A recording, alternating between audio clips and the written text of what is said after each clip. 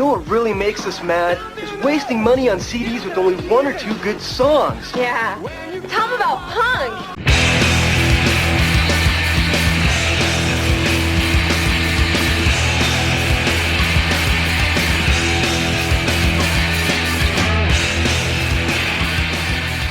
What's up, posers, and welcome to Punk Lotto Pod. I'm your co-host, Justin Hensley. I'm your other co-host, Dylan Hensley. And this is the show where we choose 1 year at random and select one punk, hardcore, emo, or punk-adjacent album from that year to discuss. And this year, Dylan was given the year 1979. And we're going to be taking a look back at the old first wave of punk, really. Yeah. You gave me an option, actually. I did. What was the other one? It was... I said we could also do 1976 and mark off one of those two other albums that we said we would consider for doing a 50th anniversary, and then we could just write off the rest of the year and not go back to it. But you chose the 79 option, which I guess we could get into that a little bit more once we get into the why you picked what. Yeah. Yeah, I mean, we should probably knock out those 50th anniversary last couple of records before the end of the year. It's right. It's the Runaways. And who was the other one? I can't even remember who the other one was supposed to be. But yeah, I'd have to go back and actually look at them. But one was for sure the Runaways. Yeah, we could just go ahead and knock those out. So 76 is just done for good. But that's fine too. We still got a few months left of the year. Yeah, I guess I just wanted to have slightly more options in picking for this episode. Do you want a year where you only have two real options? Not really. Yeah. We'll get into all that. I can guess what they are, so. We'll get into that more in a moment, but we got to shout out our producers. Every episode of Punk Lotto Pod is brought to you by our producers, so shout out Dave Brown, host of the podcast One Band, Five Songs, as well as the writer of the newsletter Oklahoma Lefty, and my co-host on Bookenders. Shout out to Steve Long, host of the podcast Rebel Nerd Radio, and writer of the newsletter Otter Limits. Shout out to Jason W., writer of the newsletter Weird Alone Guy Industries, and shout out to Zach in Oregon, who has the Instagram account Pacific Northwest Punk Hall of Fame. So if you want your name said on the show every single week, sign up for that $5 producer tier. Yeah. So today we are talking about the year 1979. Very early years for punk. You know, our frame tends to be 1976 to today. Well, actually, we have a 10-year back rule, so it would be 2015 is what we tend to pull from.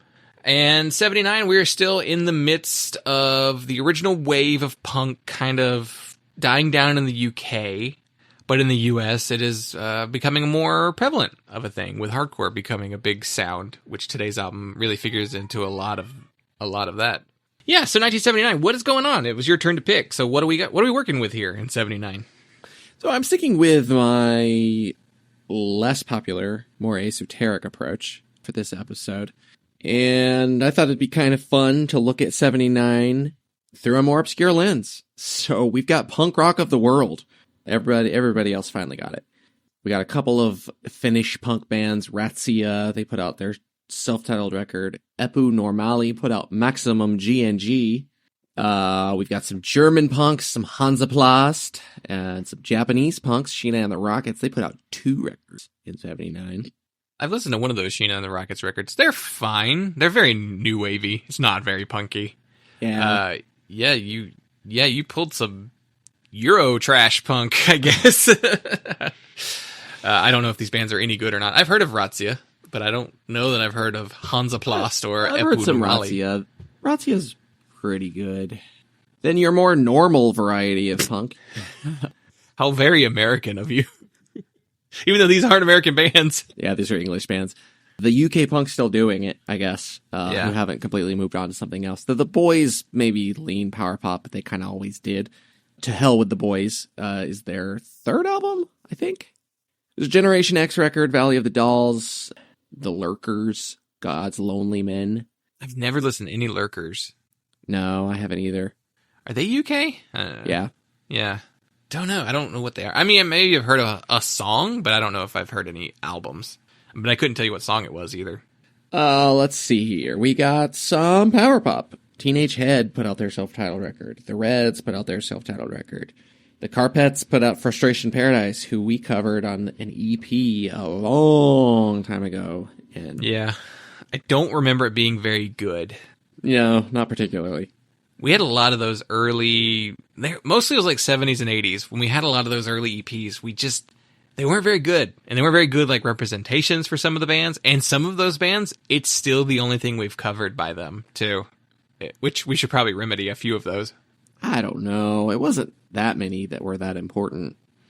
I'd say some stuff like the Battalion of Saints and those kind of bands, maybe we should actually go for an LP, or the Addicts, one of those kind of bands where we only covered an EP. The Kids put out Living in the 20th Century. We got some new wave, some art rock, some post-punk, kind of a grab bag here, but Toya put out Sheep Farming in the Barnett. Toya, I didn't realize went so far back as a solo musician. Where was she from? Many people will know her as the wife of Robert Fripp. Okay, Toya Fripp was good, I kept thinking, yeah. Yeah. This woman's more known for her man. But Robert Fripp is definitely more well-known than Toya is, so that's not actually a crazy statement. Yeah. The Knits put out Tent. The Mekons put out, I think that's their first record, The Quality of Mercy Is Not Sternen. Is it spelled that way on purpose? That's not a typo. That's where you would then put in parentheses, sick, S-I-C. Yeah. It's like you don't know how to pronounce the word, and you go, cover your mouth. The Triffids put out their third and fourth, demo tape. I don't know that you could listen to this stuff anywhere. I don't know. I guess it exists in bootleg form because people have heard it, talked about it, but I don't need to go listen to very early Triffids recordings. It's like listening to the pre-debut LP They Might Be Giant stuff. It's like, yeah, I don't need to hear your demos. Or like the early Dead Milkmen, they did the same thing. Just like Let Them Eat Paisley, I guess, that kind of stuff. It's like, do we need to hear the raw version of the Dead Milkmen? Link Ray put out Bullshot, so a little rockabilly. Mm-hmm. And Sham 69 put out The Adventures of the Hersham Boys. So there's your Oi. Yeah. Sham 69, I know they're Oi, and I know they're an old band, and they kind of just been around for a really long time, but they're very much like the UK Subs to me, where it's just like, who loves this band? At least UK Subs, we've heard, Another Blues, or whatever that was called, Another Blues from Another Room or something like that. But, yeah, I don't know about it. I would say, well, I wouldn't call UK Subs an Oi band. Sham 69, I know who likes Sham 69. It's Oi fans. Yeah. So, yeah, you definitely went with the more esoteric choices there for these categories, which is fine. We've talked about 79 so many times throughout the years. We've definitely talked about, there's, Wire and Ramones and, all the same stuff that we've always mentioned. Yeah. Do I need to tell you Fear of Music by Talking Heads came out in 1979? Right. Yeah. And the only problem with, going with this esoteric during this era is I don't know what most of this sounds like. I have an idea, I guess, but I've never listened to most of these albums. But, what did you almost pick? You're still kind of going with the same methodology on determining what we want to talk about. So what did you consider? Yeah, there's a lot of stuff, surprisingly, that I've just never heard of from 1979. So it took a while for me to come up with anything that was recognizable. So I considered Stinky Toys, their second album, also self-titled. Their first album was self-titled. They're French, and their name sounds gross. It is. Stinky is not a word that you tend to think of for band names. Like, well, add the word toys in there. Yeah, I know. I know what that's implying, too. It's like, huh. Which, that makes sense with the bands being called, the Vibrators and the Buzzcocks. It kind of fits into that thing, but... Yeah. But it's just, stinky. Yeah, you're not... I feel like that's a little bit more... There's a case to be made for, being sex positive and naming yourself after a sex toy, but calling it stinky... That just means you're not taking care of it. Wash them. You're supposed to wash it. Before and after, right? Stinky. Well, they are French, so, Yeah. Everything stinks in France. You've been there. Is that true? Some of the trains do. When the trains get really crowded and it's pretty warm, it's like, oh, man. B.O. Y'all need more aluminum in your deodorant. There's a lot of just, perfume everywhere, so that can be considered stinky if you don't like the smell of perfume. Yeah. Yeah, I haven't been in like full summer. I'm sure it absolutely reeks right now. Especially with them getting hit with as much hot weather as they have been. Yeah. I don't really know what the Stinky Toys sound like. They're one of those bands that comes up all the time on like the D tier. Yeah. From this time period, and I am curious to like really knock some of that stuff off the list just for the sake of it, because we've talked about, Talking Heads records and Clash records and stuff like that. And it's like, how many more people need to talk about those classic records? I mean, we do them from time to time, and we debate it a lot of the time. Like, should we talk about the popular thing? Should we talk about something more obscure? So I guess it comes and goes. It's a weird kind of catch-22 situation where you're like, do we cover the like really well-known records? Because that will get people to listen. But also, do we need more people talking about some of these big records? So it's a weird... Yeah. Do we need to attract people to our show to listen one time and then disappoint them when we say we don't like this classic record? Yeah. And then they leave us a negative review. It's like, I really don't think you should be allowed to leave reviews if you've only listened to one episode. The podcast app that I use won't let you rate it unless you listen to an episode in full, which is actually kind of nice. But again, you still get to listen to one and you can start rating, but I also consider Jane County and the Electric Chairs things your mother never told you. I don't know which Jane County record we should do. I don't know what the most important one is. Maybe the first one. Yeah, I'm the same way. I'm like, I would like to do a Jane County record because I do think she's a fascinating person, especially in like the early days of punk music in the CBGB, Max's Kansas City, New York scene. But I'm with you. Which one? It's tough. It's hard to say. Yeah. We keep considering her records. Next time she shows up, I think we should just pick it, whatever it is. Unless it's like one that's considered like bad or Yeah. something. Yeah. Yeah. And I like very briefly considered Angelic Upstart's Teenage Warning. They're Oi. I know their name, but I don't really know anything else about them. It's Oi, so that's probably why I've never really investigated them further. This was definitely my last choice, and I considered maybe going for something a little bit more recognizable to consider, but then I wanted to try to stay as true to the obscurity as I could, and this was like the last fairly obscure record that I came across that I considered, so it's there just to round it out. Gives us all four corners. Yeah, out of this batch, I was leaning Angelic Upstarts because I was like, that's the one that I know the best. But also don't know the record. It's probably the more recognizable album, too. And you went in a very different direction. One that I didn't expect.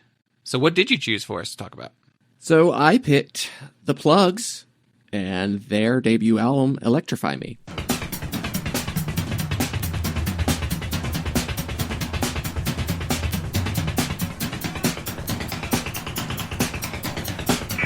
Again, a loss, no matter the cost. Again, a loss, no matter the cost. You're wasting your time, you're wasting money to get out of here, yo. Trapped in my back, all of the things that you did. I don't wanna leave you, just leave you and play you. You're wasting your time, you're wasting money to get out of here, yo, yo, yo, yo. Yo, yo, yo. Yo, yo, yo. Yo, yo, yo. Again, a loss. Yeah, I got some stats on the band. The Plugz were from Los Angeles, California, and they formed in 1977. This is the band's debut album, and it was released on Plug Records. Records with a Z. Also, the Plugz with a Z. Plug was the band's own record label, which we'll talk about that too in a moment. But the person on this album is Barry McBride on bass and vocals, Charlie Quintana, aka Gonzalo Quintana III on drums, and Tito La Riva on guitar and vocals. And the album was produced by the band as well as Alan Kuttner. So I didn't know anything about the Plugz. It's a name that I'd seen. I kind of knew roughly where they were from. I think I knew they were an LA band, and I knew they were kind of in that scene in particular, but I don't think I'd ever heard anything before. So what made you choose the Plugz to talk about? So I picked this record I knew a little bit more about them, I guess. I guess it is worth mentioning, too. We did talk about them on the Repo Man soundtrack when we did the Masterpunk Theater on Repo Man, but not very much. I think we mentioned they were on it. Yeah. I had heard some Plugz songs before and thought they sounded pretty good. And yeah, just kind of vaguely knew what their deal was as far as being a really early LA punk band. And also very notably, a Latino punk band, give or take a few members, which I think we'll talk about more. But I picked this record partially because I think it looks super cool. I love the album cover. And I'd seen it before. They had a copy of it at the record store near me where I usually go, and if I'm going to a record store, it's the one that's closest to me, and they always have good stuff for cheap. And that's mostly what I go there for. But they get nice stuff too, like every record store does, and they price stuff high and when it's valuable. But I had seen this one posted. I think they shared it on their Instagram, and the cover jumped out to me, and I was like, and I knew who it was, but like I hadn't really seen that cover. So it really made a lasting impression on me, just having it come across my feed like that. Did you happen to see how much they were charging for it? No, I don't recall what they were asking for it, but I would guess no less than $100. That would be cheap. That would be a steal for this record. Yeah. I'll talk about it more too, but yeah, it's a rare record. Yeah, and they like made a point of like singling it out. Like they didn't just post it in, a grid of 9 records like they often do. It was one that they like held up specifically on its own. So that's usually like your $200 records that they kind of make a point of saying like, hey, look, yeah, I didn't know a whole lot. I didn't know a whole lot about them, but I kind of just knew the basics of their story. But it kind of, in digging into this record a little bit more, and maybe so to where some of it intrigued me more, is that like they are very early for LA punk bands, California punk bands in general. California kind of dragged its feet to get to punk. Arguably the Runaways are punk. I don't actually really consider their music punk, though I do feel like Joan Jett does specifically factor into the image of punk, and I mean does help. She produced that Germs record, so she was involved in that scene to some extent. But I don't really. The Runaways are a glam rock band in my head musically. Part of that, I guess, bridge from glam rock to punk. But I was kind of realizing it's like this is a look at punk in LA. Pre-hardcore, just barely, which is something that actually doesn't get talked about very much, probably because there weren't very many bands actually doing it, and hardcore took over pretty quickly. But I thought that was really unique and worth discussing. And I also kind of realized I can't exactly pinpoint when this record came out, like what month in 79, but there's a very solid case to be made that this is one of the first 5 punk records from California, full-length albums. There had been EPs, quite a few EPs in like 78, 79, but full-length punk records from the state of California, and 2 of those are Dickies albums. It's like those 2 Dickies records, the Germs LP. There's something else that I'm blanking on. But otherwise, it's like, Black Flag was doing a lot of EPs. There were a lot of EPs from bands that I'll mention. Did X have anything out yet? X first album isn't until 80. Oh, okay. Dead Kennedy's first album isn't until 80. Like, I was even thinking like, wow, the San Francisco, like the Bay Area bands. Like Flipper? Also didn't really get their records out until later. I think Flipper is 80. Huh. Maybe even 81. Not 81. I think it's 80. Because they formed in 79. Yeah. No, Generic Flipper is 82. Whoa. Yeah. That makes more sense for Generic Flipper, though, because it's such a weird record and like is playing with the form. Yeah. Which wouldn't make sense to be doing so early. So I just thought that was really interesting. I think this band, well, I'll save my thoughts. We'll come back to it once we actually start talking about the record in full. Yeah. Yeah, before we talk about what else is going on, we have to think about what they are. And yeah, it's a very early form of punk. It is still very punk, though. I would say it's very strongly punk. And by 79, punk is a pretty fully formed genre. And so I guess that's kind of what we're working with. We're working with a little bit of whatever's going on in the US in punk and whatever's going on still in the UK. So what's in this similar lane that we're talking about here? A lot of the big name stuff I think is actually worth mentioning here as far as contemporaries or musically what they're similar to. There's definitely a strong Clash similarity. Yeah. To this record. And London Calling, pretty famously came out in 79. The Damned, Machine Gun Etiquette. Again, I think there's a lot of Damned influence here. I think there's a lot of similarities to Stiff Little Fingers. They put out Inflammable Material. In terms of, contemporaries from the same scene, for LPs, Germs GI, the two Dickies records that I mentioned, Incredible Shrinking Dickies and Dawn of the Dickies. And there's some other stuff that I think is more of a stretch, but there's some elements there. Gang of Four's Entertainment there's a lot of guitars on this Plugz record that remind me of Gang of Four. That would tie in with another theory I have, but yeah. I figured that's something that we're definitely going to talk about. Yeah. There's a similar amount of hopped up energy to like XTC. They put out Drums and Wires. I felt like the Slits was a good comparison for being the punks doing reggae. Also similar to the Clash, because there is a reggae song on this record. Yeah. Kind of not that far off from some Buzzcocks or Adam and the Ants either. Especially that early Adam and the Ants stuff is real scrappy. Before Malcolm stole the band and made them bow wow wow. Kind of an underrepresented, under-discussed quality of this Plugz record. There's a very mod rock, kind of Who-inspired element to this record that I think is very similar to the Jam. Not so much at this point, because the Jam are turning more into a new wave band. They put out Setting Suns, but maybe more similar to like the Undertones. Their first record came out, their self-titled record came out, and Joe Jackson's Look Sharp. That's his power pop mod rock record before he turns into like a jazz singer. I don't know what Joe Jackson's deal is. Sophistopop.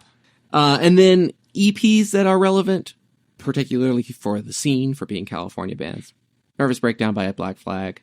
Out of Vogue by the Middle Class, arguably the first hardcore release.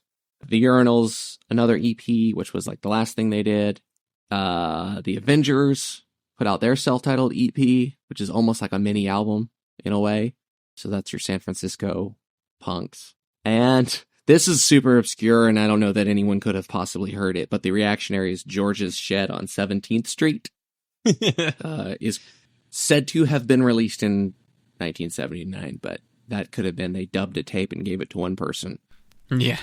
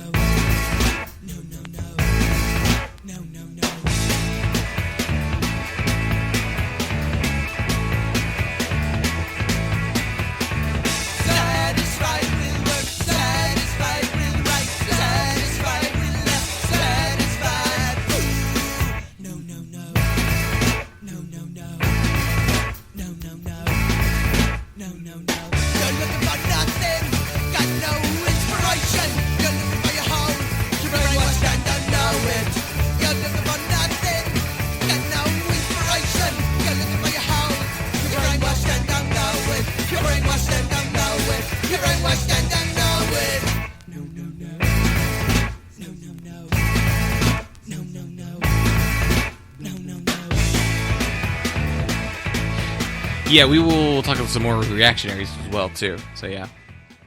All right. Well, I have the story here, and it's really interesting. I really found this whole story fascinating. and I don't really know how to describe it. So a lot of the stuff, there's a lot of conflicting information. Timelines don't quite match up in stories. There may be some fables out there, some fiction surrounding some of this band, but I don't know. I don't know exactly what the final story is, but a good chunk of my research comes from one article. It's a really long article. It was on a website called Musical Urbanism, hosted on the Vassar University website, and it was written by Leonard Nevarez, who was he called himself an urban sociologist who taught at Vassar. So most everything I have here is from that. It's very rarely that you get academic writings about a punk band, and I was shocked to see this. Now, the article itself is actually technically about Tito, but it does talk about Tito's story, and it talks about the Plugz extensively. So it was my main source. It's a really good article. I recommend reading it. There's a lot of really interesting stories in there that I'm just not going to have time to talk about here because there's just a lot with this band. Surprisingly, there's a lot about this band. So that's a really fun article. Check that out. It's going to be in the show notes that I put up on the $5 tier for the producers. So Tito Larriva was born in Ciudad Juarez, Mexico, to a family of 8. And there are a lot of inconsistencies in this story, but sources I've found says that he moved around a lot as a kid. He grew up in El Paso and also Fairbanks, Alaska.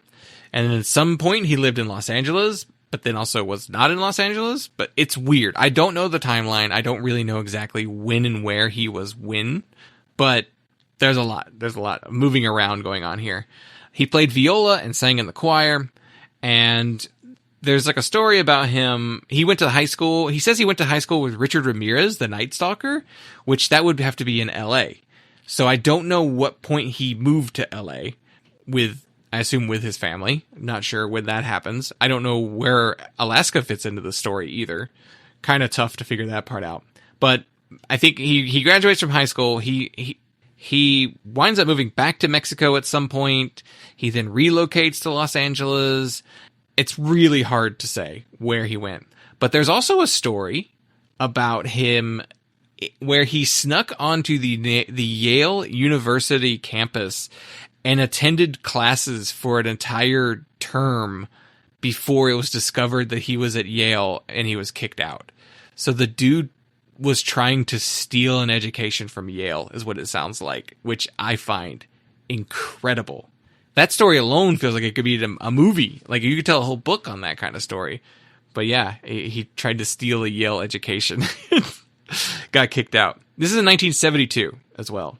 So apparently when he winds up back in Mexico, he gets a gig singing on a Mexican variety show on television there. I don't know the name of the show or how old he was. He did also say in an interview for the LA Times that at some point he wound up dating Mark Bolan's estranged wife, June Child, and he said that she is the reason why he moved back to LA. I don't know. I cannot figure out the timeline because the way he says that, it even sounds like she's the reason why he moved to LA. But it's like, you wouldn't be dating June Child and attending high school with Richard Ramirez at the same time. So I don't know when you go to Mexico, when you're in LA. It's weird. So at some point in this story, he meets up with drummer Charlie Quintana and they begin playing garage rock bands together. So they play together a lot. And he's considered like his only his most long-term musical collaborator. I have a little bit of timeline clarity if you're going off of the Richard Ramirez thing. Okay. Richard Ramirez, who never graduated high school, dropped out in 9th grade in 1977. When did he go to... What? So the article I read actually talks about how the dates are all over the place. And there's like one that says that Ramirez was like the same age as Charlie, but that's not true. Like that's just not true. And they're like, I think it's just a mistaken date. Mm-hmm. And the idea is that he was probably born in like 70... Or no, he may have been born in like the late 50s, early 60s. Like, most likely late 50s. So, I don't know. Thing is, he's still alive, and we could get like a real answer, but it's just kind of weird that he's never set the record straight on his like timeline. And maybe he likes that. I don't know. But yeah, I mean, that's part of the mystery of it. And Mark Bolan died in 1977, so I don't know when you said estranged wife. Yeah. She would be estranged if he was dead. Yeah. Gloria Jones gave birth to Rollin' Bolin in 1975. So, Yeah, and he went to Yale in 72 is what the one story says. But then if he went to high school with Richard Ramirez and he dropped out of school, like, when does that happen? Yeah, the Richard I don't Ramirez thing, I think, might just be a lie.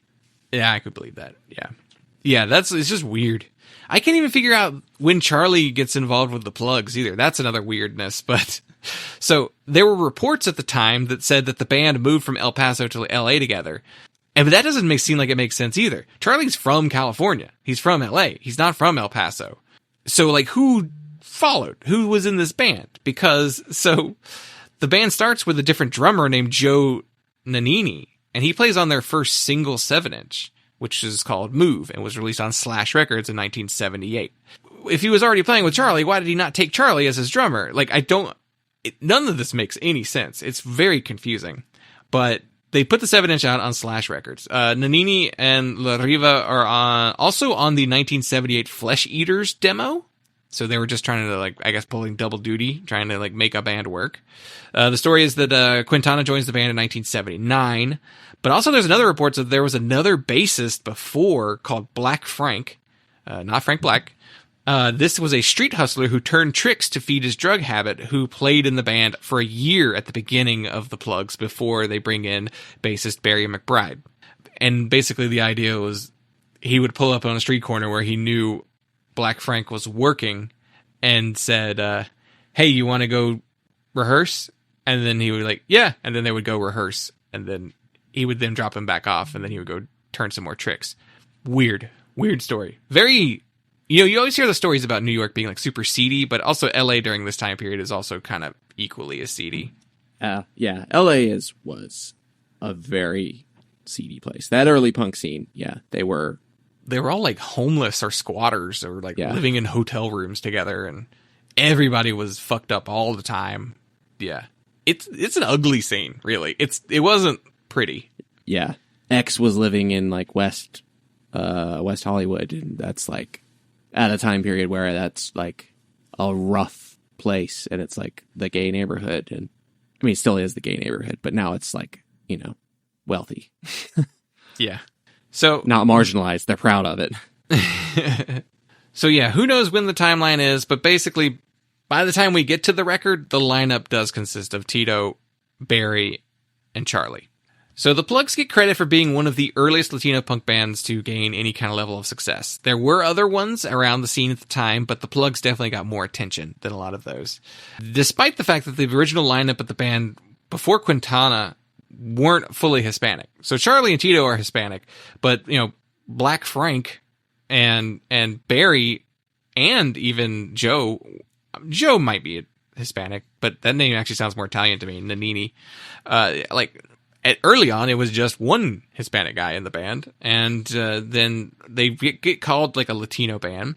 They also are called a band from East LA, which has a really huge, large Hispanic community, especially at that time. And that's where a lot of the actual Latino punk bands were. Most of them were from East LA, but they're not from East LA. They were from Hollywood. And Lariva says that he told the LA Times at least 200 times that they were not from East LA. They were from Hollywood, and that the band was fully Latino when they were not a fully Latino band. They don't become a fully Latino band until 1981. So then the LA Times just then starts calling them Los Plugz, which they were like, they never went by that name. They never called themselves Los Plugz. So it was just this like really like, it feels like the LA Times just being like racist and being like, all Mexican bands are all Mexican and they are also from East LA when they're like not.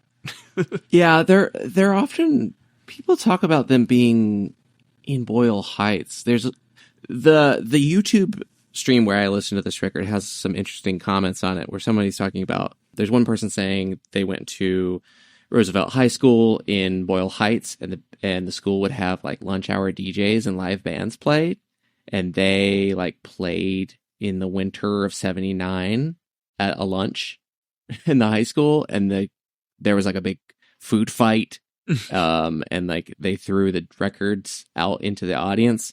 This guy says he has a copy of it. Weird. There's other people saying like they saw them in practice spaces in Boyle Heights. So it's possible they were between Boyle Heights, which would be East LA, and Hollywood off and on, but based primarily in Hollywood from the sound of it. Yeah. He tells Tito's told other stories about how he worked at this coffee shop, which he called at the time a transvestite hangout spot.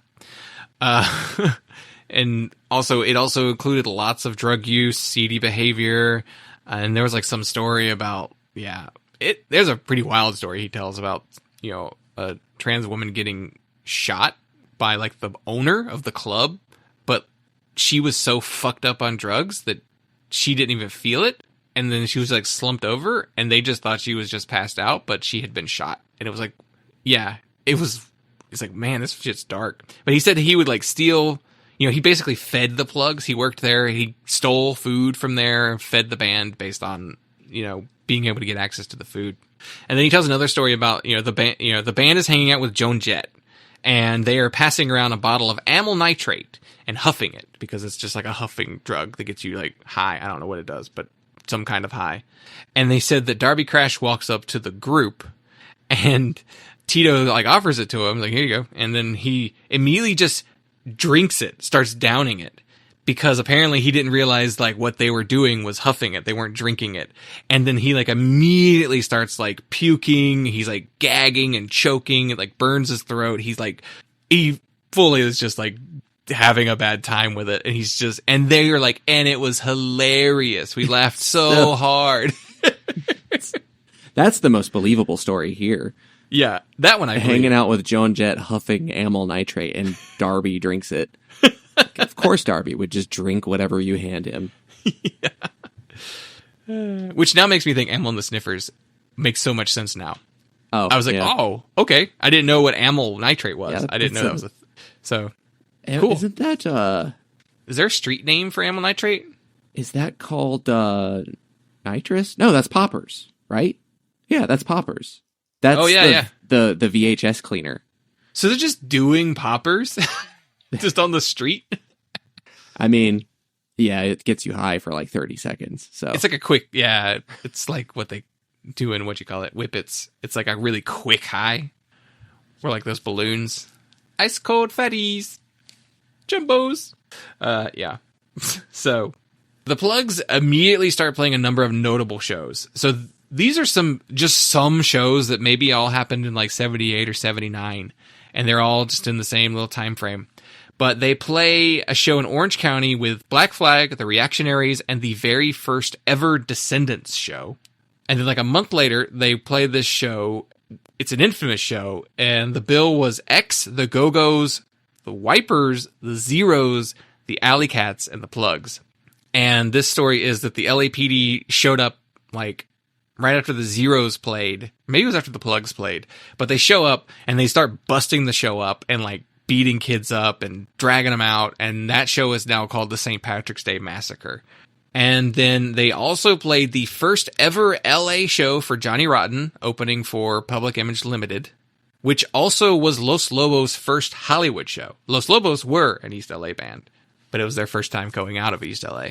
So they were just kind of there, which is very fascinating. I mean, I'm not really into the editorializing portion yet, but it's fascinating. This band was right there with all of these super important bands, and they don't really get talked about. Para bailar la bamba, para bailar la bamba, para bailar la bamba, que necesita una poca de gracia. Por ti seré, por ti seré, por ti seré. Baila bamba, baila bamba, baila bamba, baila bamba. Yo no soy marinero, yo no soy marinero, yo no soy marinero, soy capitán, soy capitán, soy capitán. Baila bamba, baila bamba.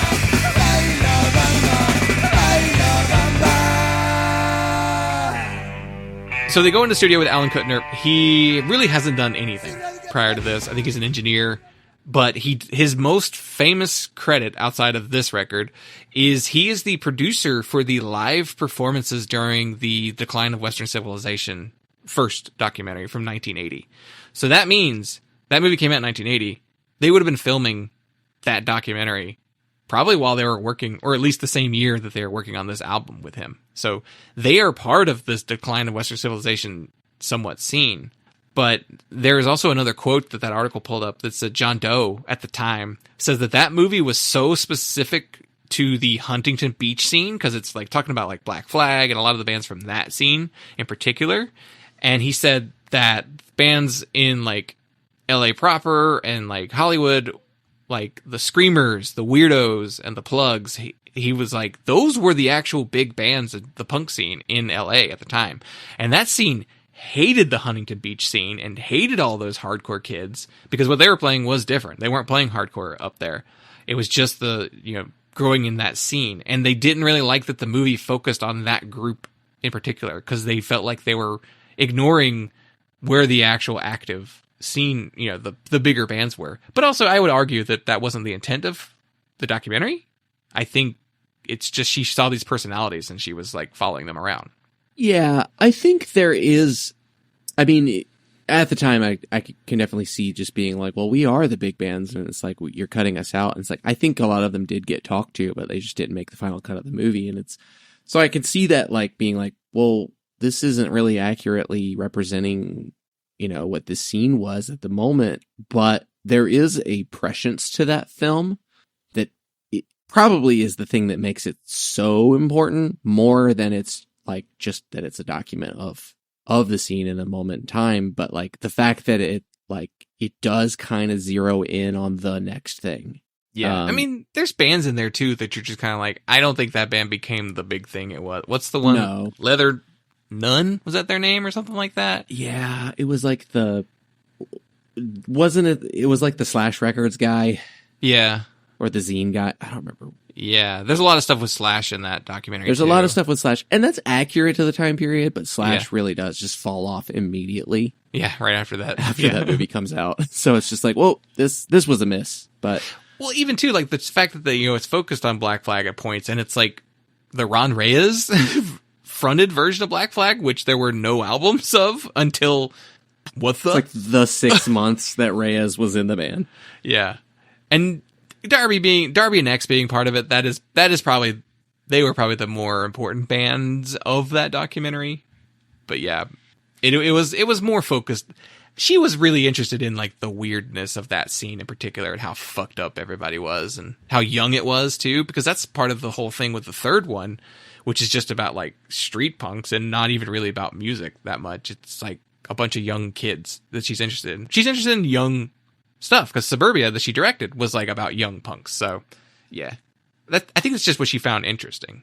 So this album is recorded entirely live in studio. I don't know if that's a cost saving measure or if that was just what they wanted to do. And all of the songs are solely written by Tito, with the exception of Satisfied Die and Let Go, which have a co-writer credit by Barry McBride, as well as the cover of La Bamba, which is considered a traditional. There is saxophone on this record, played on the song Wordless by Cliff Roman, and he is in the early 70s punk band The Weirdos, and he appears on records for albums. He appears on albums by bands like Laughing Hyenas, Agent Orange, Manic Hispanic, Flesh for Lulu, and the Dickies throughout the years. And this album was an independently produced and released record. So the Plugz released it on their own record label, Plug Records. And the liner notes do say that the album was released in conjunction with Real Life Records, but there are so many labels under that name, I couldn't find the label that it refers to. I thought maybe that they were maybe the distribution side of the label, but then I read that they did all their own distribution too. So I'm not really sure who Real Life Records is. They are also credited with being the first DIY band to start their own record label and put out their own music. I don't know if ever, but at least in the punk scene.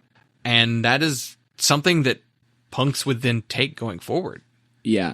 Also, yeah, a huge thing for this to be such an obscure record. It's like, this is one of those real early punk records from California. It's they're like arguably the first Latino punk band.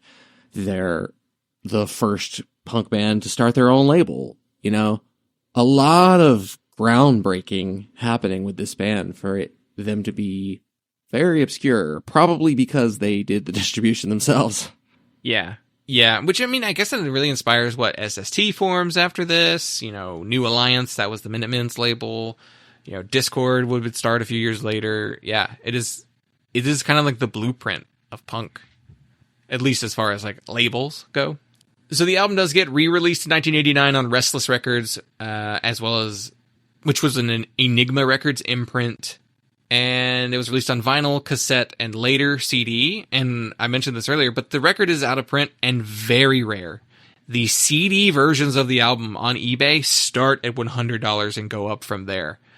I did see multiple cassette versions on Discogs for under $50. There's one for $30. To me, that says the tape was more easily available. It's the 89 reissue. So that I think the cassette tape is the least rare version of it. But if you look at the vinyl, 200's the start. And most of them go up higher than that. So this is a pretty rare record. Even the represses that they did, there's another one like much later that is also a super out of print and also super expensive. So it is interesting that the people who buy it and get it know what it is. They know what its value is. They know it's a special record. So it's, the people who are in the know what the deal is. But yeah, I do find that kind of interesting. There is one of the songs on the La Bamba cover does appear on a 1981 single called Aiken. That's for their next album they do. They just decided to put it on there again. I missed one. The song Let Go was actually on their previous 7-inch Move as well. And yeah, I'll save the rest of the stuff for later. But yeah, that is most of the story of the early days, as confusing as it actually is, and maybe I think there's a lot of fiction in this story, but regardless, what did you think of this record? So I thought going into it, like, maybe the record won't be that special, maybe that's why it's kind of forgotten. It's a lot of firsts, but it's otherwise, relatively obscure because maybe it's not that good. Maybe it's just a little bit interesting, but that's it. I was definitely interested in talking about this record just to kind of see what's there. And I knew there would be story. Like, I knew there would be something to say about the history of the record. Just because I know where they pop up, they pop up in Repo Man and they have those early scene connections. But, I wasn't sure necessarily how the music would go, though I had heard stuff that I enjoyed before. But I listened to this record and I really liked it. Like, I think this record is really good and should be talked about on just the quality of the music and not just because of the firsts, those kinds of details around it. I mentioned there's a lot of mod rock kind of influence. There's a lot of angularity. I mentioned that Gang of Four kind of similarity in a lot of the guitar playing, and that really leads me to something I've seen other people mention.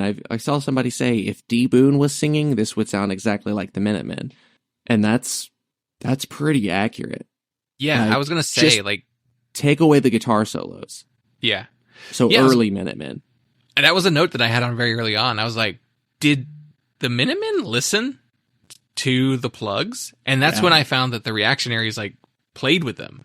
And I was like, oh, 100%.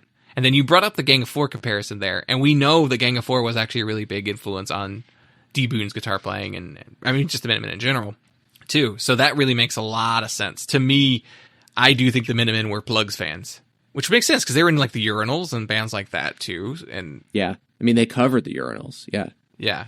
So to me, it does actually make a lot of sense that I see that connection as well. That Minutemen's sound is, you hear it on this record, really in the guitar tone. Like D. Boon's is a little more brittle, but like it's like the type of distortion that they put on the guitars. He used that same similar sounding tone a lot. Yeah. And he's playing a Telecaster. He's holding a Telecaster on the album cover. It sounds like a punk band with a Telecaster. Very Clash sounding kind of guitar as well. But I also thought, like, this record being recorded live, it sounds really tight. Like, they really could play together. I think this record sounds good. It's rough around the edges, but I think it sounds good. And mostly just because the performance is as good as it is. Yeah, when you picked it, I was kind of like, oh, interesting. I didn't know too much. I feel like maybe some of the other ones that you had nominated might be a little more well-known bands. I even think Stinky Toys are probably more well-known than the Plugz are at this point. I don't know if that's fair or not. We'd have to listen to some Stinky Toys to know for sure if that's actually a fair statement to make. But as far as like, at least Wayne County, Jane County, Electric Chairs, that, whole group there. And then the Angelic Upstarts being like one of those oi bands that just stuck around forever and ever. So yeah, those bands probably would be more well known than the Plugz. And so I was kind of surprised by it. And I was like, all right. I don't really tend to question too much the picks as far as that's kind of the nature of the show. It's just like listen to the record and find out what it's got in there. And this reminded me of the same feeling that I had when I listened to that Ultravox record earlier this year, and how I fell in love with it immediately. I had that exact same scenario play out with this record. I put it on, and I'm immediately hooked. Like the opening track right away catches my ear. I'm just like, what is this? Yeah. I love that drum intro, and the way they do the flanging, like, I love that sound. I like flanged drums. I'm just a sucker for that, like 70s, like toilet flushing drum sound. And I was reading an article. That article, I think, actually mentions, too, how they were interviewing somebody else. And they were like, yeah, when you saw the Plugz play and they would play that song, that drumming intro to that would be like, they would play that live. And they were just impressed at the time by how Barry and Tito never came in at the wrong spot. They always came in at the exact right exact place every single time they played that song live. They must have had the count memorized, like exactly, because it's not. I was trying to listen to it myself, and the guitars and everything come in earlier than you think. You're expecting you're going to get like another bar of that drum, and it doesn't. They come in like early, so it's like, whoa, that is actually kind of like crazy that they got that in there. They were like a really tight band, which may explain why the album sounds as good as it does, because I think they really worked hard on those songs to really just be as tight as they can live, and that really translates to the album. And I think it works a lot. But I was in love with this record. I mean, it's got a ton of sounds that the Minutemen would use on their records, so of course I'm going to be inclined to really like that. But even regardless of that tone, I just really loved how these songs were written and how they were played. And there's like nothing on here I disliked. There's maybe one song that I'm just kind of like, There's a couple that are like maybe too samey, but they don't turn me off as far as what I enjoy from them. Yeah, I was blown away by this record. And it really made me think, like, this band should be talked about way more than they actually are. Yeah, I picked the record. I intended to go sample everything to decide, and this was actually the first one that I sampled in that process of elimination, and it was like the first song. I was like, oh, this is the one. I was like, immediately, I was like, I already have like 3 comparisons to make, and I'm like, so then, like, I came back and actually listened to the record proper, like, to prepare for it. And I mean, like, track 3, 4, not the reggae song. Satisfied Die, probably the best song on the record. No. That line is in the song. It's so good. And it sounds like a jam song. Yeah. Oh, you mentioned the mod stuff earlier. Like, that album cover is so mod. And I was like, I think these guys are listening to some mod too, because you're right. There is a very jam quality to their music as well. Really catchy songs. Just these like kind of snarling pop songs. Yeah, definitely a lot of power pop, kind of like Elvis Costello. And I did see some Elvis Costello comps as well, which I don't listen to Elvis Costello, so I can't really say for sure how much of that is there. But it did pop up enough where I was like, okay, there must be some of that there. I definitely hear power pop in the music. It's not my first comparison to make. But I can see where people would go there. I saw those Clash comparisons too. Like, I saw tons of Clash comparisons. And I hear it, but they don't feel like they're writing the same kind of songs as the Clash. No. To me. No, not exactly. Some Clash songs. Probably mostly Mick songs, honestly. Yeah. Are the ones that are actually more comparable. But yeah, the reggae song, the title track, is maybe like the weakest moment on the song. It's all right, but Yeah, it's my least favorite song on the album. It is fine. It did remind me of Patti Smith's Redondo Beach, though. Yeah. It had a very similar quality to that one. Which I also read a different review that said that the song Let Go, that's the one where he's like naming all the different dances. And then people are like, that's from Horses. That's like the Land of a Thousand Dances portion of Horses where she started doing those too. It's like, oh yeah. So they do seem to be like pulling from a lot of different influences in different places. And in a way that doesn't make them feel like they're like copying directly. And they're just like taking these elements and being like, well, we made it our own. Like there's a quality to it. So I believe they would be listening to Patti Smith. At least Horses, because for two songs to be referent, so one's a sonic reference and one's a lyrical reference. They had to be Horses fans. Yeah, I mean, there's even like kind of a cowpunky quality to some of the stuff, like Wordless. Yeah, has that kind of like sounds like something the Dead Kennedys would do. Wordless also has the horns too, which is really good. The saxophone on it, very much in like an X-Ray Specs kind of ugly saxophone. Yeah. Their cover of La Bamba is excellent, too, which it was also considered like a standout of their live set. It was kind of a thing that people knew the most from them. It's it's the case of like a lot of times a band's most well-known song is their cover. Their version of La Bamba is not like one of the most famous covers of La Bamba. I think even the Los Lobos version of La Bamba was really popular. It came out in the 80s, and I think was actually a really big charting song. But with this one, they even changed some of the lyrics though too, and they play it really fast, and like there's like a song about capitalism or a line about capitalism in the song too that they changed, but it still like sung entirely in Spanish. Adolescent could almost just be a Buzzcocks single. Yeah, I like that song a lot. That's to me one of the best songs on the whole album. Yeah, I think Infection and Berserk Town are really good. I think Brain Time is fun. God, I look at this track list, I'm like, my least favorite song is Electrify Me, and I still like it. It's still a good song. I enjoyed it. Yeah.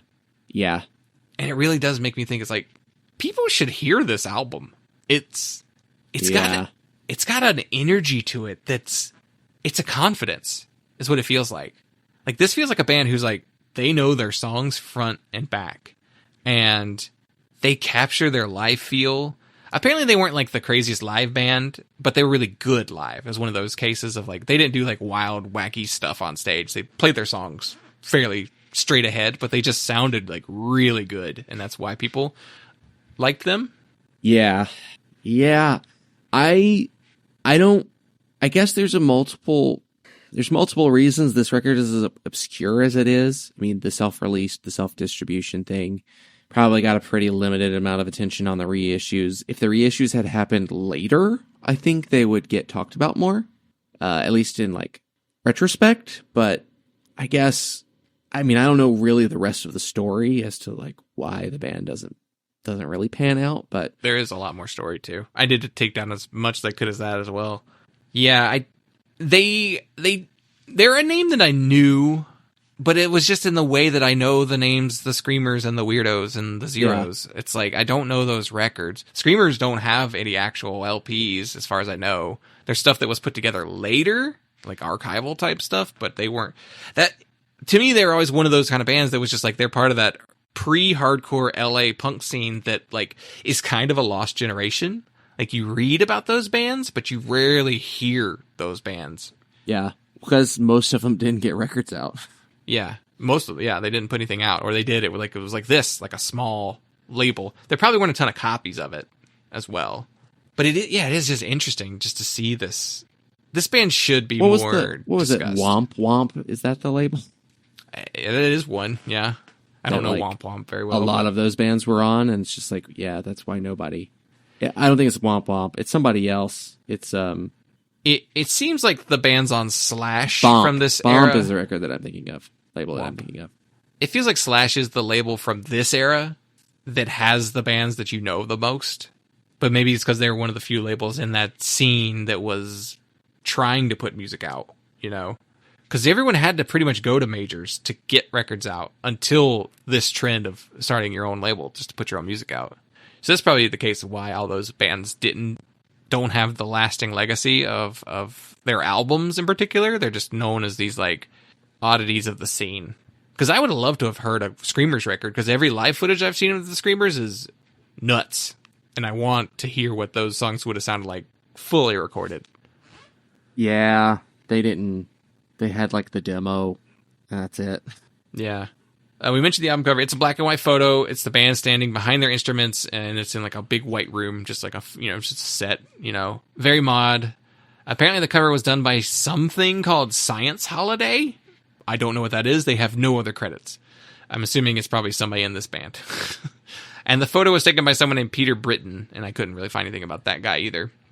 Lyrics, very difficult to find lyrics online. Probably because nobody has a copy of the record to like be able to read the lyrics, but the Genius and like a lot of websites only have lyrics for "Electrify Me" and "Satisfied Die." "Electrify Me" is a similar song to "Shock Me," which is about a woman who electrocutes you and you think it's hot. It's not exactly, that's playing with the term, but it's that kind of like she electrifies me in a good way, And apparently, though, in their lyrics they do tackle the subject matter of like being Chicano in the United States at this time period. It's like what it's like to be Hispanic in LA. It's what it's like, the angst that kind of goes into that scene. And I'm sure there's some racist stuff that they're dealing with on a daily basis. And yeah, I mean, just being like journalists being like, oh, well, you're brown. You're from East LA. It's yeah, like, you're an East LA band called Los Plugz. And they're like, well, that's not true at all. No, we're from Hollywood. We're playing at the Mask, and yeah, I mean the downtown Hong Kong Cafe. What was that? Was it Hong Kong Cafe? What's the other one? Atomic Garden. That Atomic Garden was in Little Tokyo. So yeah, there's a story about them playing. One of the shows they played was an Atomic Garden show, I think. I couldn't really find very many reviews of the record. I did find this really long Rate Your Music review that was written entirely in Spanish. So I did the quick, translate this page. And I pulled it's a really, really well-written piece. And so it's a pretty long chunk that I'm going to read here, but I really like everything that's kind of said here. So if some of this sounds kind of odd or if it's not exactly correct, blame Google Translate on that. But the signature track from Electrify Me, 1979, is clearly the unbridled and devastating version of folk song La Bamba, made famous by Richie Valens in 1958. An aggressive garage punk band with songs that stand out for the presence of horns in some cases. I think that's a translate problem. The Plugz here are very reminiscent of bands like Buzzcocks or the more ferocious and accelerated Jam for the more pop, in quotation marks, songs like Satisfied Die, Adolescent, Infection, Let Go. You nailed that, in fact, Adolescent being a Buzzcocks song comp. The guitars are, however, sharper, the spirit more revolutionary. The character of the compositions is at times frenetic, like in the days of Latin folk music. And the band is not afraid to sound completely out of their minds with devastating songs like the aforementioned Satisfied Die, and throwing out stuff that seems close to Devo or our Gazvanada, like Wordless, where at the certain point they start the song in reverse. That is funny. In that song, it stops and then it starts playing backwards, and you kind of think that it's the end of the song, but then they just go back to playing it again. I thought that was kind of a fun little neat little twist that they would have had to actually do some production in studio to get. Elsewhere for the distinctive character of their sound, and from this point of view, they can be reminiscent of The Clash, and indeed, the influence of Latin sound was strong on Strummer Jones. See Again a Lost, Infection, the same Brain Time, and then Electrify Me, which sounds half reggae and features Tito Larriva's guitar work, which is truly enjoyable. He likes to enrich and often introduce the songs with these beautiful guitar constructions in a manner similar to, yet different from, the guitar tricks of Minutemen/Firehose. The more impetuous nature of the first LP is tempered, and the group essentially demonstrates a good ability in writing and arranging songs. The punk sound of the first album thus evolves into a garage rock that is still markedly Californian, where the Latin influence is clearly felt as an accent. And I think that I like that, putting it like in quotes as like the Latin flair is an accent, because it's true. Like there's not a ton of the like Latin or Latino music in this, with the exception of La Bamba and like maybe some of the stuff that this writer mentioned, but like they weren't trying to just be like, we're going to mix Latino and Latin rock with punk rock. It was just more of a case of like their background just becomes part of the band. So it's not a gimmick band. It's not them being like, we're going to be full, Latin rock. So, yeah, very interesting. So the aftermath is pretty interesting, too. So Barry McBride, he winds up leaving following this record. And he starts a new band called Snake Farm. Nobody else really notable is in that band. And they don't do a ton. They do like 2 records. So he gets replaced by the Flyboys bassist John Curry. It was also during this time, they also played the final performance of The Germs before the disastrous Derby Crash Band begins. So this is the show where it's like, the rumor is that no one's even sure that The Germs even actually played. And because it's such like one of those like chaotic Germ shows. And it's one of those things where they were like, did they actually play at all? Did they play and it was just Don Bowles doing vocals and not Darby? There's a lot of questions about that show. There's no video or recording of it. So the details are kind of sketchy. So we don't even know if the Germs actually played their own last show. So they do release a demo tape in 1980. Like they already have the LP, but I'm assuming this demo is just to prep for another LP. That features a cover of Link Wray's Rumble, which they were also known for. Like their version of Rumble supposedly is awesome. I haven't heard it. I should try and find it. They released their second album, Better Luck, in 1981. So then in 1984, the Plugz would come to an end, and both Charlie Quintana and Tito La Riva would rename the group to Cruzados. You've heard of Cruzados. Yeah. I did not know that. Yeah. Before. You've heard of them more than you've heard of the Plugz. Yeah. I've heard of Cruzados. They had weren't they on like Arista? Like they were on like a major. And I had no idea. The Cruzados were the Plugz. They just basically changed the name and added more members, but it's still basically the Plugz. That is wild. They go on to release 2 more albums. They break up and then reunite in 2020 and put out, I think, 2 more new albums. So Cruzados are active now. So Tito goes on to form the band Tito and Tarantula, whose songs get used in multiple Robert Rodriguez films. And Tito himself becomes an actor. His first acting role is in the Pee Wee Herman Show 1981 special. I don't know what that was. Maybe it was like a primetime special they put together. I don't know the timeline on Pee Wee. 81 seems kind of early for Pee Wee. That was on HBO because the Pee Wee Herman Show started as a stage show in 1980. There's lots of LA punk people kind of related to it, and Groundlings people, and they did an HBO broadcast of the stage show. Okay, so this is before the actual Saturday morning TV show. Yeah, show. way before Playhouse. Okay. Yeah, okay. Yeah, this is when Pee Wee Herman was still kind of primarily marketed to adults. Yeah, interesting.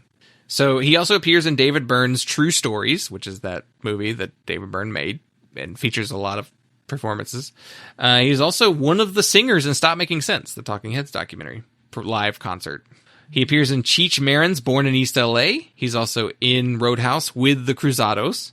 He's in the movie Desperado. He's in From Dusk Till Dawn. Tito and the Tarantula, I believe, are the Titty Twister band.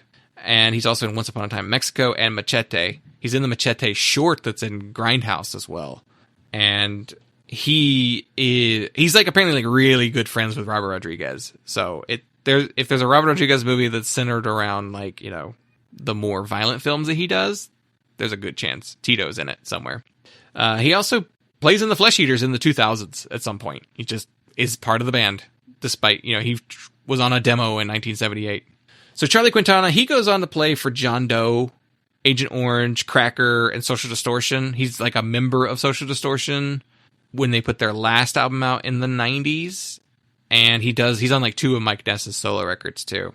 But most famously, this is a wild story, he was on the 1984 appearance on Late Night with David Letterman. Quintana, along with his other Plugz Cruzado band member Tony Marsico, who joins the band, I think he's in 81. They are the backing band for Bob Dylan. And it's his first ever appearance on the David Letterman show. And when it happened, it's a wild video. You can see the whole performance. They play 3 songs. It's during Bob Dylan's Infidel album cycle, because that's the album he's promoting. And it's wild because Bob Dylan's up on stage and he has these 3 Latino dudes backing him. The 3 Latino punks backing him. and people were like, who is this band? Like, no one knew who they were. It was like a wild, just kind of performance.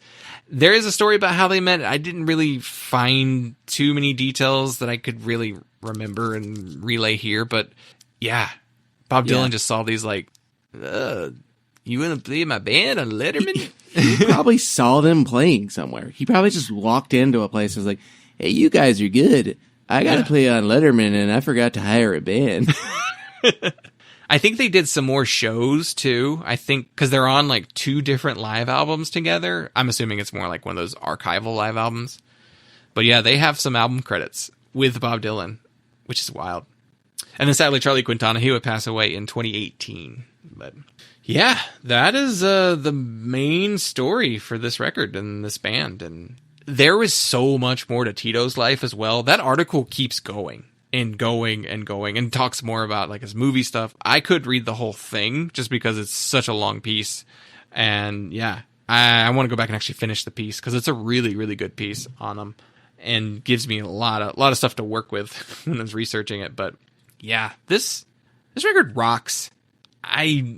It's a criminally underrated album. It's one of those records that like the people who've heard it like it, but it's not enough people have heard it, you know? Yeah, and there should be a reissue. I'm assuming there's some sort of copyright purgatory that this is lost in for it to not have been reissued since the late 80s. Well, but they put it out themselves. Yeah, that's... So where's the problem? Maybe something happened in the transfer of it getting reissued in the late 80s. Maybe whoever did that, like, got some sort of exclusive rights to the masters. I don't know. Who knows? Maybe they just don't care enough. Maybe they're just like, not put together enough to do it, or I don't know. I mean, Tito seems like a Renaissance man. He kind of just does a lot of different stuff. So maybe it's just Tito's just like, I don't care. Maybe that's it. But I don't know. It might be one of those things where it's going to take somebody else to do it. To kind of, I feel like Numero Group could do something really cool with this. I mean, it's not really their lane, I guess. But the way they archive, they do a really good job. I mean, I guess you could look at somebody like Rhino, but I don't even know if Rhino reissues are necessarily even that big of a deal anymore. Yeah. I do think somebody needs to get a hold of this somehow. I don't know. I mean, what, like somebody like Fat Possum could do it, you know? Like, yeah, they do that kind of stuff. Because these are the X records. Yeah, they're like the label the X was on for the last 3 records or something. I don't know, it just seems like somebody could do this and there would be enough interest in it. Like, I know it's obscure, but you really don't have to work that hard to promote it. You really just have to say, long out of print, legendary Los Angeles punk band. Yeah. Reissues debut record, and then like, you know, remix or remaster or whatever, and you get somebody to stream one of the songs and people will buy it. Like, just for the collectability of it. Like, people, I don't know, there's too much recognition. There's too much association with recognizable names. Just think about like people who are fans of the movie Repo Man. Yeah. Oh yeah. That would want a copy of this. Yeah, because they are associated with one of the biggest cult films of all time, and a punk film at that. And they have 2 songs on the album. They're one of the rare bands on that. I think there's somebody else that has 2 songs too, but it's like not very, I think it's Circle Jerks maybe. But yeah, they end both side A and side B of the album. One is their cover of Secret Agent Man entirely in Spanish, which is fun. Secreto, I forget the other word, but Federale maybe or something like that. But yeah, it's they're on there twice. So that kind of, you feel like that should be the thing that would get them in people's minds. Just be like, who is this band? You know? Yeah, the records are selling for $200. You know, I mean, like enough people want it. The people who own original copies would buy a copy of it. The CDs are selling for $100. The tapes are selling for $30. You know, like $30 to $50. It's also like not available on streaming either. So that's another big opportunity to just be like, here's a reissue, and also now it's on every streaming service. Yeah. You gotta go listen to a vinyl rip on YouTube. Yeah. Yeah, I'm curious.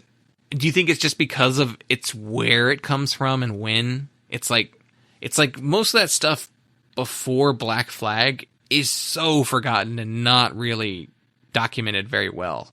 But the thing is, we have a whole album here to work with. They have 2 albums. I haven't listened to their 81 record, but And Cruzados are a name. That's a name people know. I mean, people might know Los Cruzos more, which is not the same band. Very different band. Way later, too. But, yeah. It feels like an injustice for this record. Like, this record should be as celebrated, I think, as that Middle Class EP that you were talking about earlier. Like, people talk about that record as, like, a historical piece of music, and it's not even that good. Yeah, I truly think this record is on par. I mean, going to like 79, just looking at some of the records that I mentioned, like Stiff Little Fingers and Flammable Material is a very important record to me personally because of when I heard it. But if I had heard this record then, it would be as important. Yeah. But it was so inaccessible then. Like, I think this is on par with that. I think this is every bit as good as, I mean, honestly, I think it's better than any Buzzcocks full-length album. Yeah, I mean, we've talked about that for years on the show at this point. Like, they're not an LP band. They're the singles going steady band. That's the record to listen to by the Buzzcocks. If you pick an actual studio album, it's Attention from Another Kitchen. That's like considered the best, maybe. But I mean, somebody like the Avengers getting the attention that they get. It's like, as obscure as they are. I mean, that's partially just because they insisted on coming back. Yeah. Or like and the Plugz Zero Boys. Arguably can't do that. Yeah. Not, they might not want to do it without Quintana. I don't know. But I don't know. Even still, like, there were Germs performances. And yeah, with the guy from the Germs movie. Shane West. So, I don't know. But I think this record should be revered. I think it's better than a lot of early Minutemen records even. Yeah, like as far as like a couple. The problem with the first 2 Minutemen is just they're just so short. That's really Yeah. my big takeaway. Like the punchline especially. It's cool, but it's not what I go to when I want. I mean, What Makes a Man Starfires is pretty great. So I don't know if that one I would think is better, but I think it's probably better than the punchline. Or the Minutemen are like one of my all-time favorite bands. So yeah. I mean, yeah, you think just their influence too should be the thing that people remember about this band, but not really. Their big pop culture moment is not them; it's Tito and him just being in a bunch of Rob Rodriguez movies. Like, that's the lasting impact of the Plugz, sadly. And it's like, it's cool he's in those movies, but he's not like a key part of the movies. He probably turns into a vampire in From Dusk Till Dawn and gets killed like immediately by like Tom Savini or something with his belt buckle gun revolver thing. But now that makes From Dusk Till Dawn a punk movie. Yeah, true. Yeah, I don't know. Yeah. What's the Dusk Till Dawn soundtrack? It's a lot of like Latin rock. The Blasters are on there. Oh, Oh, the Mavericks are on that soundtrack. Talk about an underrated band. The Mavericks, very much like a Dwight Yoakam country rock kind of band. They're phenomenal. One of those guys just died, actually. Yeah, there's a bunch of Stevie Ray Vaughan on here. yeah. See, that's what I remember. Is that ZZ Top. Yeah. Yeah. Blues rock kind of stuff. Yeah. I think that's what Tito and the Tarantula probably plays to, is more that kind of thing. Yeah, fascinating. I feel like this guy should write a book about his life, too. I imagine he's getting up there in age, too. Like, if we don't know how old he is, but if he was one of the 50s, he's got to be, it's what, in the 60s and 70s, Like, he's getting up there. Yeah. It'd be cool to actually celebrate this guy in his lifetime while he's still here, Yeah, We he's probably in his 70s. Yeah. Yeah. Because he doesn't really have anything with Rodriguez, like, past the first Machete, so I don't know. But I think he was in something within the last, 2 or 3 years, so he's still getting out there and appearing in things. Yeah.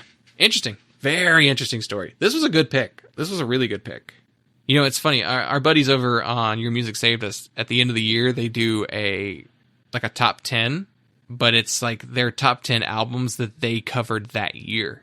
And so it's old stuff they're talking about, but it's kind of fun. A fun idea that they do. And I've in my mind, I've played that game myself. I'm like, what will we do? Like, what would be our top 10 albums that we have covered in the year?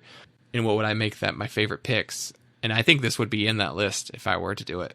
At least what we've done so far this year. But yeah, this is a good pick. So very cool. This is a really cool record. I highly recommend everybody go check this out. If any of what we've said sounds interesting to you, or the samples that we've played sound good, check them out for sure. I was trying to think of who did those Flesh Eaters reissues. Jackpot Records? They could I do don't it. think about them. I feel like they'd have the money to do it. Yeah, I guess anybody who's keeping any of that stuff alive would be who would do it. Who's doing all those Descendants reissues now? Yeah. Is it just the band? I feel like they're a big part of it. Yeah. I don't know. Yeah. I don't know.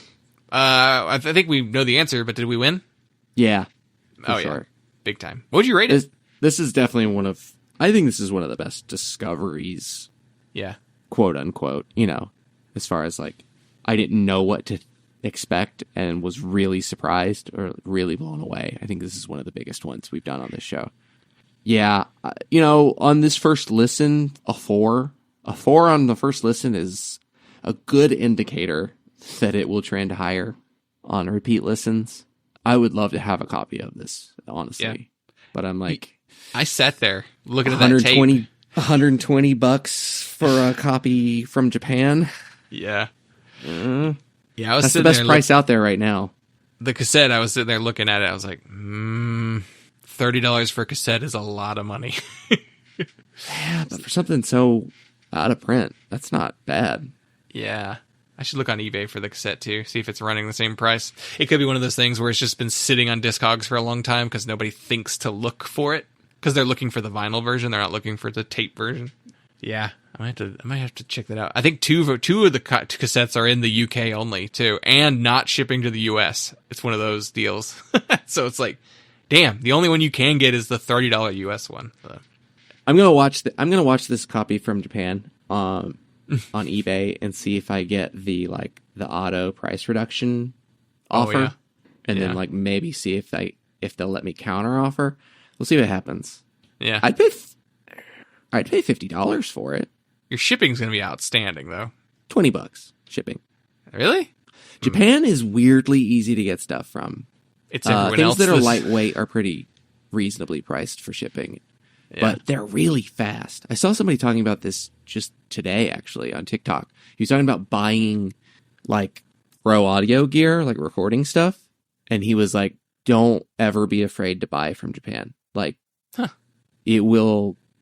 Sometimes the shipping might be a little high, but sometimes they just include the shipping in their total price. And everything is fast. I've bought stuff, like guitar pedals, that have come from Japan, and I'm like, I got it in 3 days. Wow. I can't get stuff from the US that fast. No. Sometimes. I don't know how they do it. Maybe just have a really efficient postal service. I mean, that is one thing they do say about Japan. It's very efficient, and people They do air freight a lot, too. take care of their shit, too. That's another thing, too.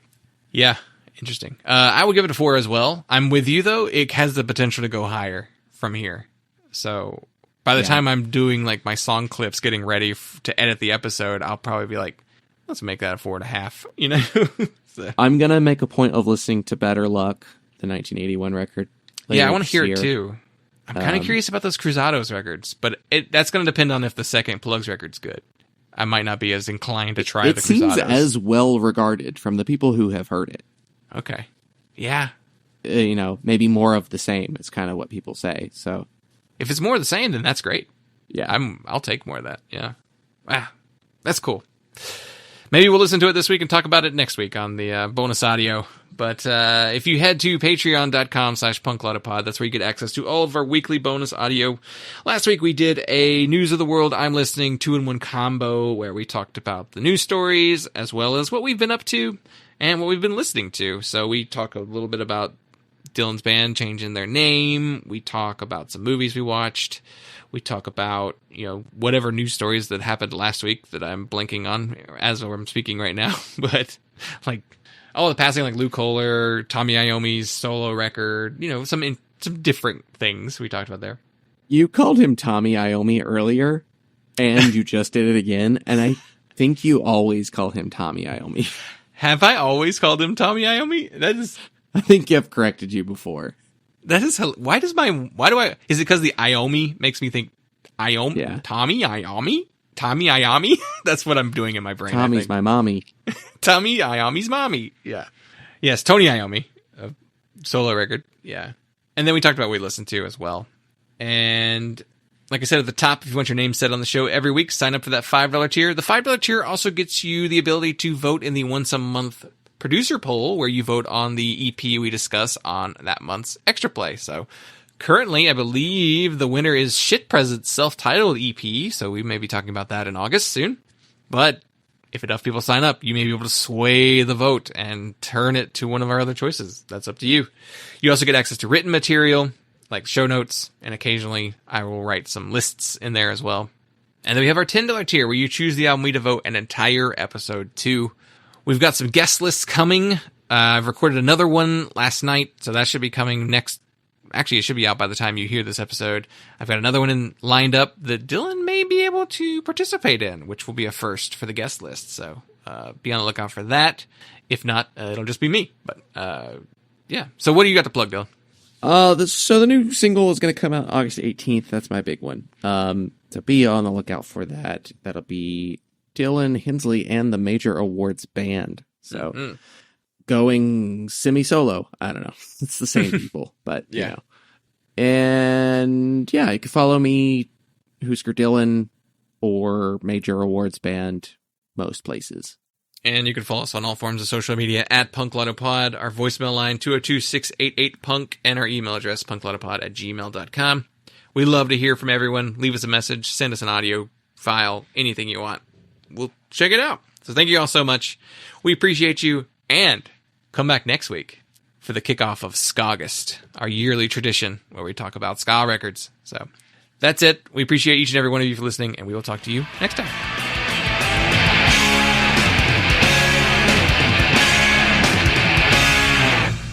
To order Punk, call the number on your screen. Rush delivery is available. Remember, this special offer is not sold in stores.